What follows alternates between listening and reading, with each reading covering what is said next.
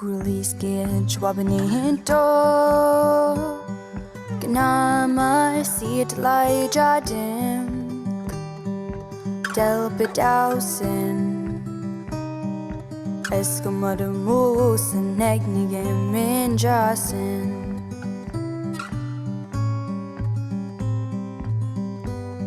Puliskin chwabanihinto Ola bin again, midage Del bedausen Eskamadomosam negnige seyasen Budaliskiet Lajasi Don was the deg bonik baik du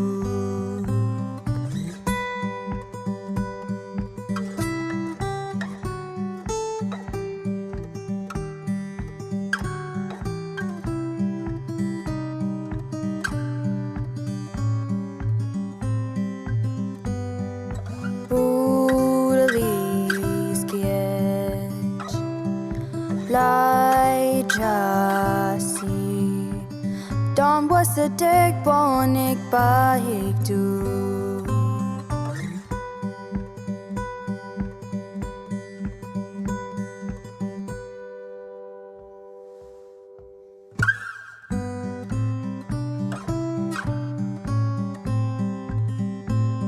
Budaliskiet schwabani hinto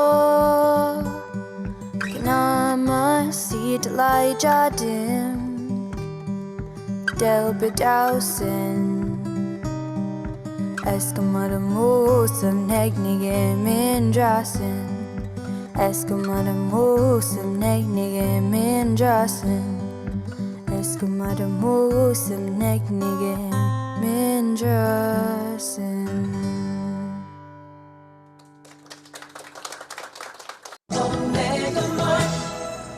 This week, save on personalized bleach. Just $6.99 or 2 for $10. Share that special clean with that special someone. That's friendship. That's Omega Mart.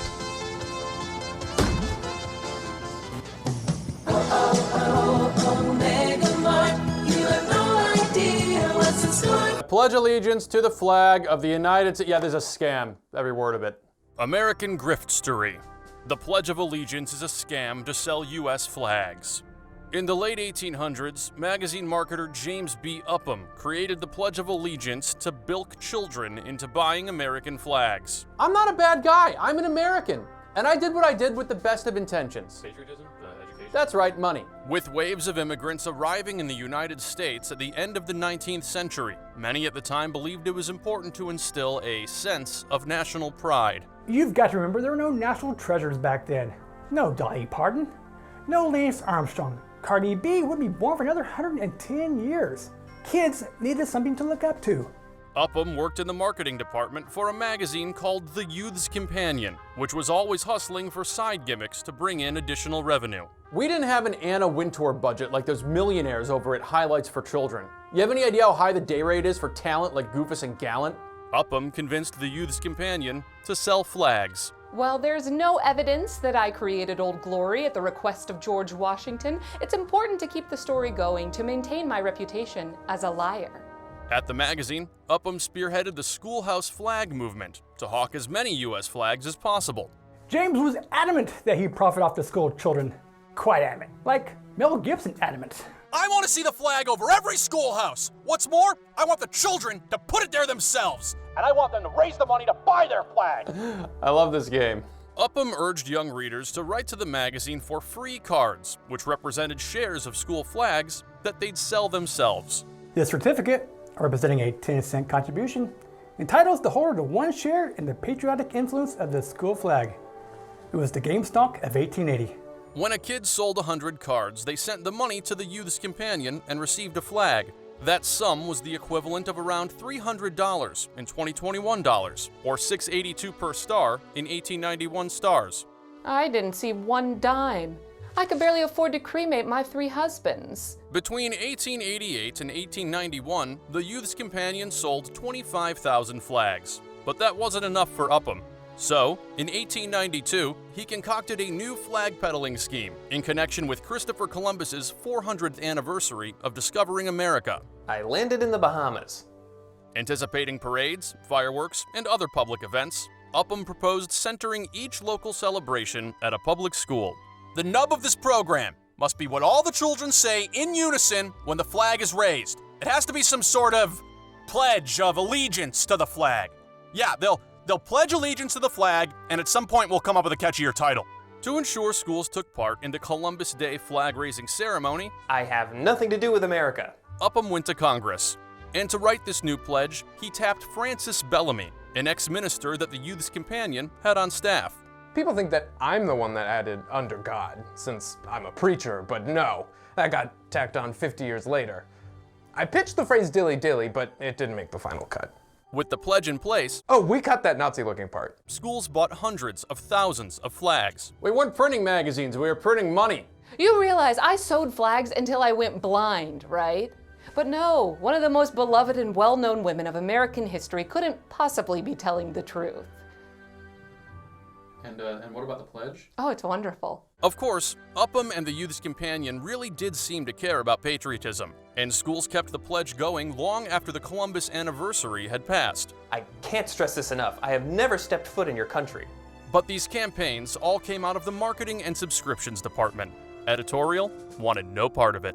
If this was purely about loving the nation, you'd think they have kids pledging allegiance to America itself first and foremost, not just a symbol of America. Money is the symbol of America. And if you've got a problem with kids selling stuff to better their communities, don't take it out on me. Take it out on the Girl Scouts. All these things are great. รู้กินเหล้าเลิกเหล้าทำงานเก็บเงินทำงานเก็บเงินใช้หนี้ทำงานเก็บเงินได้เรียนมีกินช่วยเหลือผ่องใสเมียรักอบอุ่นไม่ป่วยรวยปัญญาพัฒนาฉลาดชาติเจริญไปถึงไหนแล้วก็ไม่รู้แค่เลิกเหล้า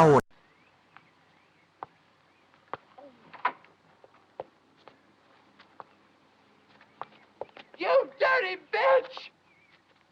Look what you've done to my peonies! You can take your lovely peonies and besides, you silly queen, they're not even peonies. They're marigolds. Good God, I think she's right. They are marigolds. I may not know my flowers, but I know a bitch when I see one. Oh. Next Thursday, your... His place? Sorry, what was the basis upon which... I have a question for you.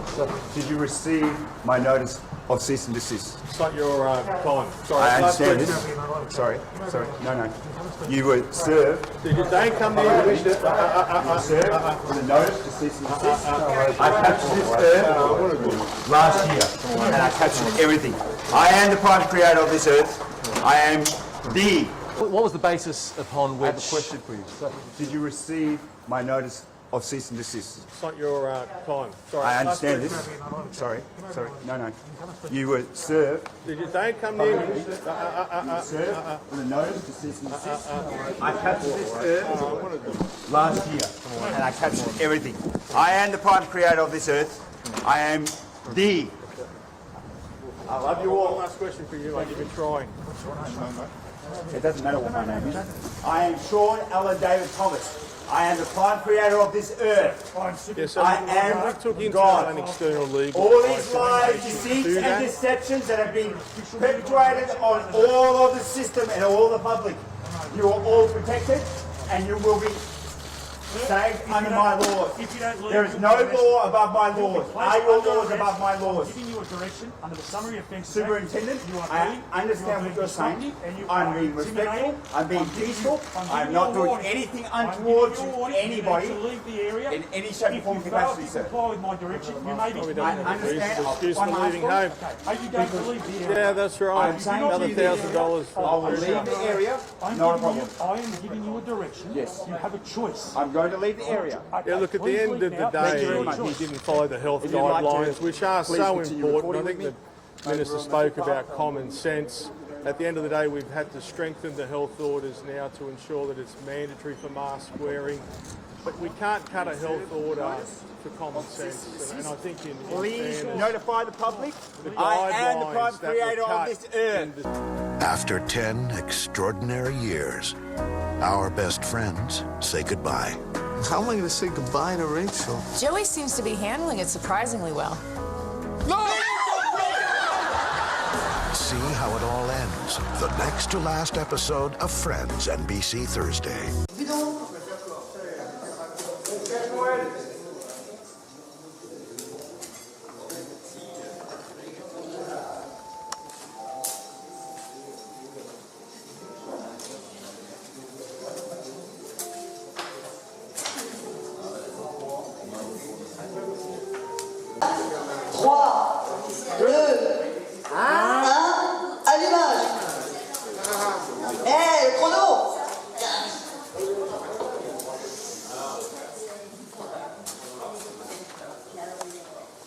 Eh bien c'est parti. Maintenant je vais laisser la parole à Pierre Richard, qui m'a déjà cassé pendant tout le temps du concours. Il raconte des histoires.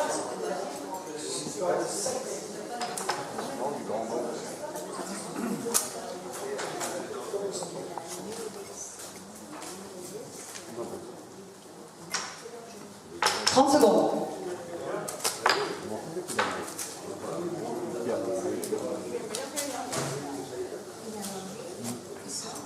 Everyone meets Ross's secret student girlfriend. Oh, isn't she cute? Nope. Then, it's the premiere of Daddy-O, the stay-at-home comedy worth, well, staying home for. Dude, all right! Daddy-O, after an all-new Friends, NBC Thursday. Look, I'm not saying that if you don't buy Olive, Mabel and Me that something bad is going to happen. All I'm saying is that perhaps one day, who knows when, just as you're going about your daily life, perhaps out for a stroll or wandering to the shops, then my assassin will find you.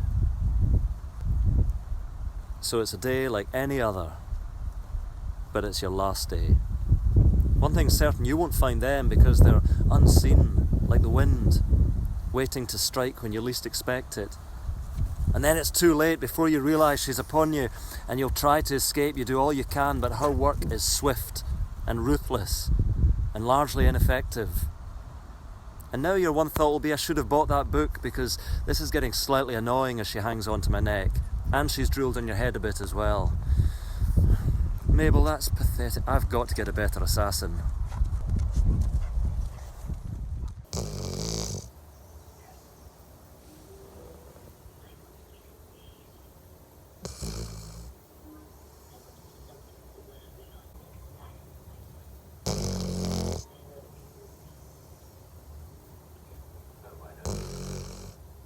You've made many friends on Thursday night. Now meet Joey. If you need anything, you can always come to Joey.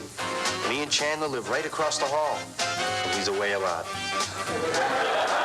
Joey, stop hitting on her. It's her wedding day. What? Like there's a rule or something? Friends, Thursdays this fall on NBC.